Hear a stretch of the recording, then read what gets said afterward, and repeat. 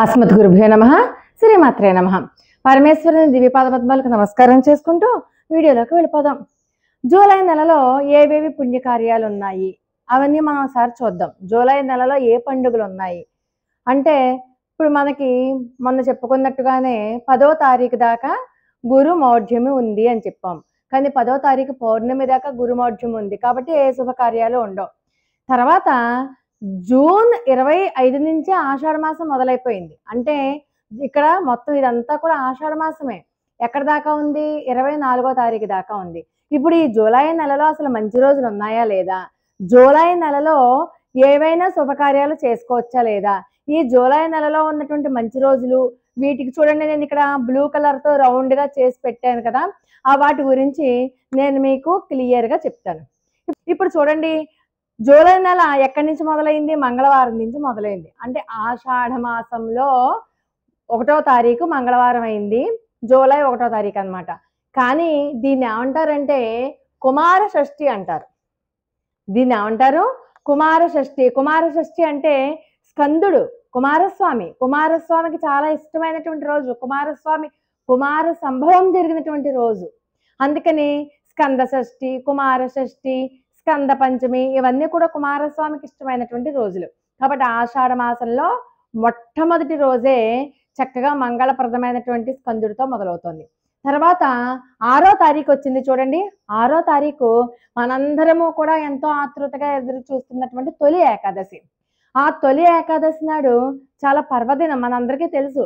ఆషాఢ మాసం నుంచి మనకి పండగలన్నీ మొదలైపోతూ ఉంటాయి. ఆ విషయం కూడా మనందరికీ కూడా తెలుసు.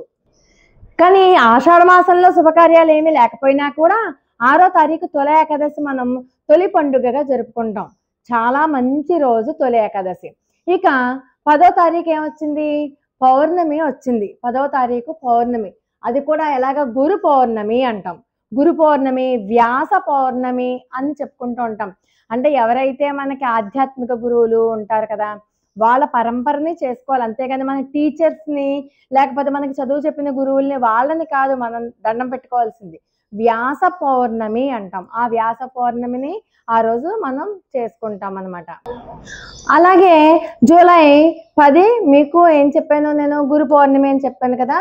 తర్వాత 11, 12 లేదా 13వ తారీఖు సికింద్రాబాద్లో బోనాల పండుగ నిర్వహిస్తారు. కాబట్టి బోనాలు చాలా చాలా చాలా తెలంగాణ వారికి చాలా ముఖ్యమైనటువంటి పండుగ. అలాగే 14వ తారీఖు అంటే పౌర్ణమి వెళ్ళినటువంటి 4వ రోజు 14వ తారీఖు సంకష్టహర చతుర్థి, వినాయకుడికి మనం పూజ చేసుకుంటాం అనమాట. సంకష్టహర చతుర్థి. ఇక 17వ తారీఖును కూడా చాలా ముఖ్యమైనటువంటి రోజు. ఏంటంటే దక్షిణాయన పుణ్యకాలం ప్రారంభమవుతుంది. 16వ తారీఖుతో ఉత్తరాయణం అంతా వెళ్ళిపోతుంది. 17వ తారీఖు నుంచి దక్షిణాయనం మొదలైపోతుంది. తర్వాత 18, 19 లేదు ఇలాగా. అలాగే మనకి చూడండి, మళ్ళీ 6వ తారీఖు తొలి ఏకాదశి అయిపోయాక మళ్ళీ 21వ తారీఖు కూడా ఏకాదశి వచ్చింది. అదేమో శుక్ల ఏకాదశి, ఇది బహుళ ఏకాదశి. రెండు మంచివే. దీంట్లో మనం ఈ శుక్ల ఏకాదశి తొలి ఏకాదశి అంటాం. వచ్చేస్తే 23వ తారీఖున మాస శివరాత్రి జరుపుకుంటాం. మాస శివరాత్రి చాలా మంచిది. అలాగే 24వ తారీఖు అమావాస్య. ఇక్కడతోటి ఆషాఢ అమావాస్య పూర్తయిపోతుంది అనమాట. అలాగే ఇంకా చెప్పాలి అంటే ఆషాఢ మాసం జూన్ 26 నుంచి మొదలవుతుంది కదా. 26 నుంచి కూడా వారాహి నవరాత్రులు సెలబ్రేట్ చేసుకుంటాం. ఎప్పటిదాకా? 4వ తారీఖు దాకా వారాహి అమ్మవారి యొక్క నవరాత్రులు ఉంటాయి. జూన్ 26వ తారీఖు నుంచి జూలై 4వ తారీఖు దాకా వారాహి అమ్మవారి యొక్క గుప్త నవరాత్రులు అని చెప్పుకుంటాం. ఆషాఢ గుప్త నవరాత్రులు.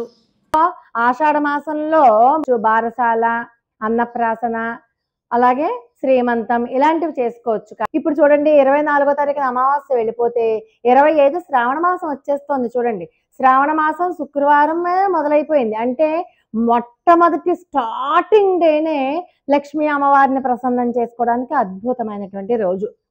ఈ శ్రావణ శుక్రవారం నుంచి చూడండి, 25 మొదలైపోయిన శ్రావణ మాసం. అక్కడి నుంచి మళ్ళీ మీరు అలాగా 29 చూడండి, మంగళవారం వచ్చింది. శ్రావణ మంగళ గౌరీ వ్రతం చేసుకుంటారు కదా, అది. అంతేకాదు ఆ రోజు పంచమి తిథి అయింది. నాగ పంచమి కూడా అదే రోజు వచ్చింది. నాగ పంచమి ఇక్కడ రాసాను చూడండి, నాగ పంచమి అని. నాగ పంచమి కాబట్టి చూడండి ఎన్ని ఉన్నాయి చూడండి. మొట్టమొదటిదేమో షష్ఠి, కుమార షష్ఠి. రెండోది సప్తమి.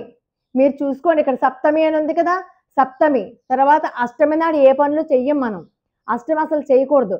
శనివారం నాడు దశమి, ఏకాదశిలో మళ్ళీ పండుగలు చేసుకోవచ్చు. అందులోనూ ఏకాదశి ఇక్కడ ఏమొచ్చింది మనకి, తొలి ఏకాదశి వచ్చింది. అలాగే మళ్ళీ 7వ తారీఖు ద్వాదశి వచ్చింది, కాబట్టి మనం ఆ రోజు ఏ పనులు చెయ్యం. త్రయోదశి పర్వాలేదు చేసుకుంటాం. 10వ తారీఖు పౌర్ణమి చేసుకోవచ్చు. కానీ ఇవన్నీ కూడా మూఢమిలో ఉన్నటువంటి రోజులు కాబట్టి శుభకార్యాలకైతే పనిచేయవు. చిన్న చిన్న బారసాల, అన్నప్రాసన లాంటి వాటికి సరిపోతుంది, కానీ శుభకార్యాలకి పనిచేయవు. ఇక్కడ నుంచి మూఢం వెళ్ళిపోయినా కూడా 11వ తారీఖు నుంచి కూడా పనిచేయదు. 24వ తారీఖు దాకా చిన్న చిన్న వాటికి పర్వాలేదని చెప్పుకున్నాం కదా. 25 నుంచి మాత్రం మనకి శ్రావణ మాసం వచ్చేస్తుంది కాబట్టి పండుగలు వచ్చేస్తాయి.